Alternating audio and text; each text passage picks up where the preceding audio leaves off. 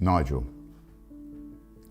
when we were both elected at the general election in July 2024, the five of us all knew that we had achieved something truly remarkable through starting the process of breaking the two-party system that has strangled and suffocated Britain for so very long.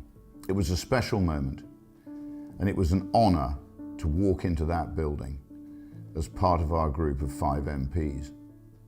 I treasured that then, and despite everything, I still treasure it today.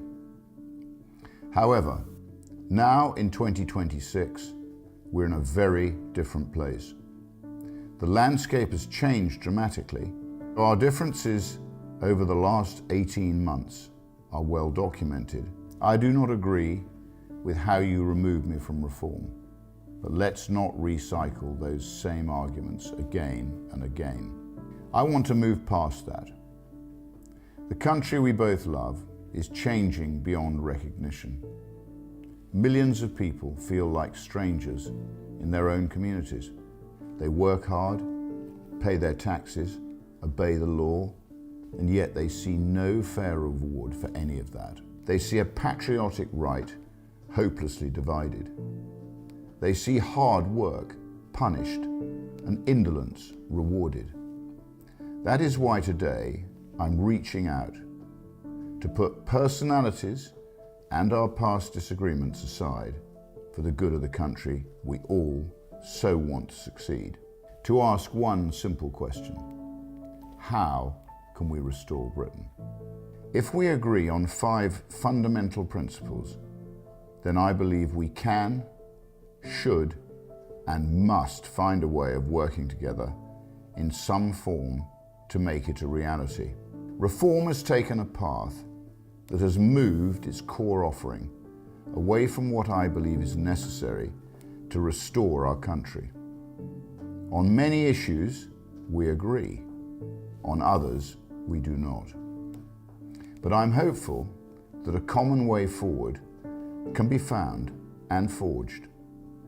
But any agreement or cooperation must be based on the following values, policies, and vision. First, restoring our borders. Ending mass immigration is not enough. The hour is just too late for that. It must be reversed. As you know, Restore Britain has taken the unprecedented step of publishing the most comprehensive deportation policy ever produced in British politics. That plan must be implemented in full and to the letter. Every illegal migrant must be deported, and yes, that must include women and children. Our plan has outlined exactly how that can be achieved within one Parliament. You previously stated that mass deportations are a political impossibility. Not only must mass deportations become a political possibility, mass deportations must become a political inevitability. They must all go. Legal immigration has caused even more damage. Restore Britain's policy is simple but sound. If a foreign national is living in Britain, yet unable to speak English, refuses to work, lives in social housing, hates our way of life, or even wants to do us harm, they have abused our generosity, are incompatible with our high trust society, and they should be made to return to their own countries. There will be those in reform who do not agree with the robust nature of such measures, but I believe it is entirely necessary. Millions must go. Second, restoring our demographic security. It is projected that white Britons will become a minority by 2063. Nothing demonstrates the demographic vandalism of mass immigration more than that. importing millions of people from third world nations, is changing our population in a way none of us ever wanted or voted to support. It is unacceptable and it cannot be allowed to happen. We must be unafraid to grasp that nettle, however painful the establishment backlash may be. Restore Britain has committed to reversing the Islamification of Britain, and that will not change. The level of influence that Islam is exerting, even now, on our Christian way of life is unacceptable. Any future cooperation must include the banning of both halal and kosher slaughter, the burqa, cousin marriage, mass dominating public Islamic prayer, Sharia courts, and any other barbaric foreign practices that have no place in our high trust society. Britain is a Christian country, and we must ensure it remains that way. If we cannot agree on that, then there is simply no way forward. The recommendations from our independent rape gang inquiry must be implemented in full. That includes the deportation of foreign national accomplices who were aware of these heinous crimes and yet failed to act. I know you have publicly disagreed and that this was the source of our previous difference of opinion, but it is a firm red line. If a Pakistani woman knew her husband was repeatedly gang raping a vulnerable white English girl, yet failed to act, she should be sent back to Pakistan. I hope her husband is not so fortunate. And on that, third, a referendum on restoring the death penalty. Axel Rudakabana, Hashim Abedi, Shabir Ahmed. Keeping these monsters alive, and hundreds just like them, achieves nothing. The British people must be given a full, free, and fair referendum on the reintroduction of the death penalty for the most monstrous and undeniable criminals.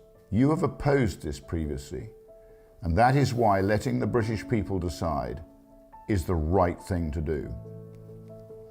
I will, in that referendum, without a shadow of a doubt, be voting in favour. Fourth, restoring a self-sufficient Britain. Britain must live within its means. That means controlling spending, cutting welfare costs, and making difficult decisions to bring inflation under control and restore sound public finances.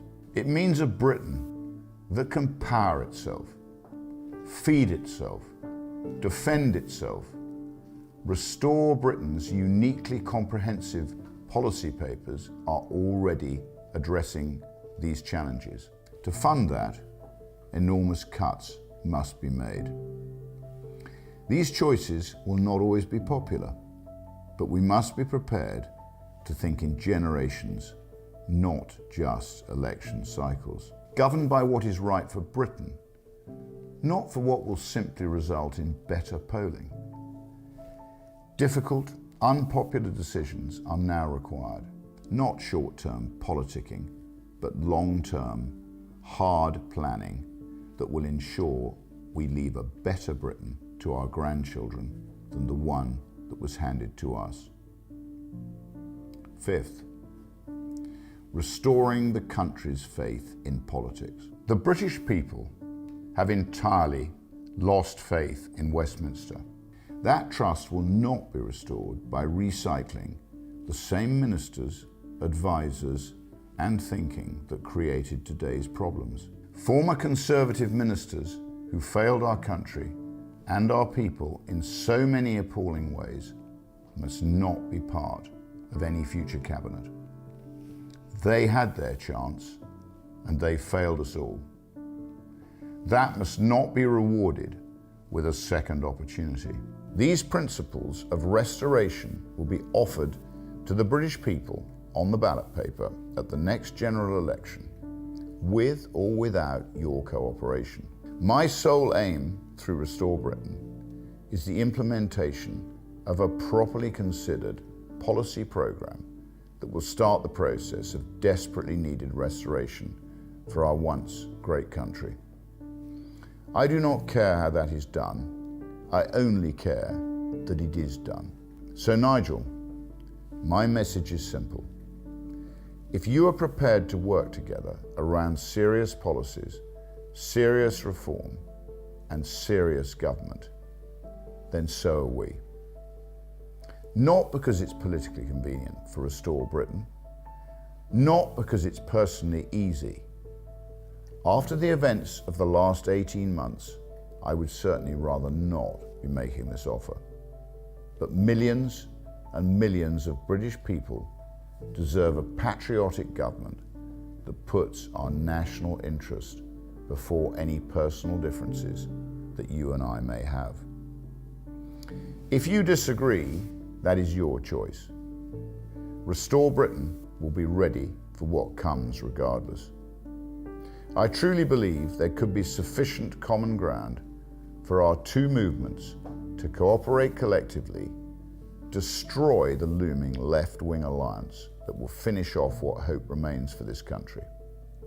We have recently shown how effectively cooperation can work locally on the Norfolk County Council.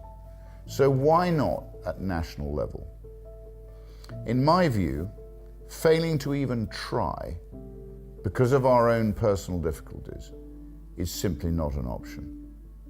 The British people deserve nothing less than our best and sincere efforts to make it happen. Now is the time to put our differences aside and cooperate for the good of the country that we all love.